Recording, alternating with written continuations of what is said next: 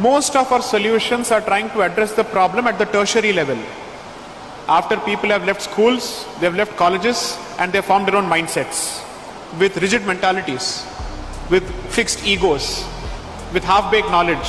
Half-baked knowledge with fixed egos is fantastic combination for civilizational destruction. So you're right that the investment obviously has to be at the first end, which is at the primary level. But I would go a step further, which is why I started with the family, because a parent doesn't have the moral authority to speak about dharma if the child doesn't see the parent following it. I don't know how many people know Tamil here, but I would assume that Malayalam and Tamil are cognate languages, and I'll switch to Tamil just for a moment. If my parent were to ask me to do something which they have not done, I'll say, "Nee matra enna panna?" I'll turn around and simply ask that question. And I'm the kind of child who always asks that question. Uddand of the first order. So if you can convince me, you can convince others.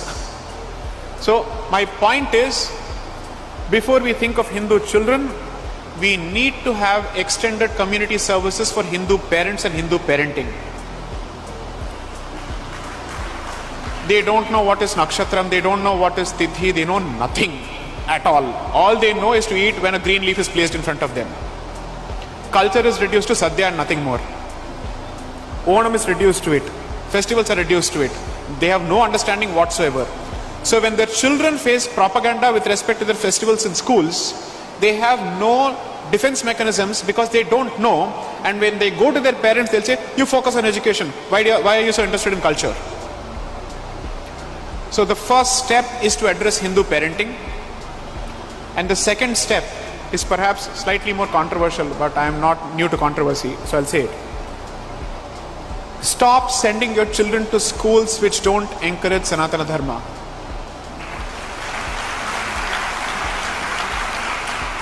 You're hoping that somehow this child will not succumb to peer pressure at a place where they have to make friends.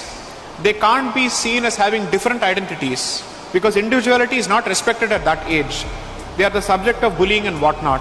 They can't go with the vibhuti or the kumkum or whatever it is.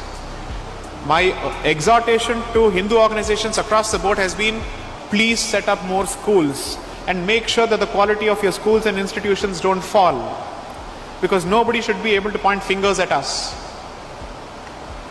They have to survive the pressure and the competition of the real world outside, and they also need their cultural moorings. We have to find a way to marry both and blend both. The primary investment of every independent country post-colonization, except for Bharat, was in education. In bringing back their old education systems. We were the only country to take forward the education policy of the colonizer. Now it's okay to continue playing this blame game until 2014. I will ask this honest question: what has happened post 2014 on the education front? Now if I were an organizational loyalist, I'll say sab kuch ho gaya, everything is done. But because I'm not, I will say, what have you done? What is the concrete outcome there? What is the investment in education policy?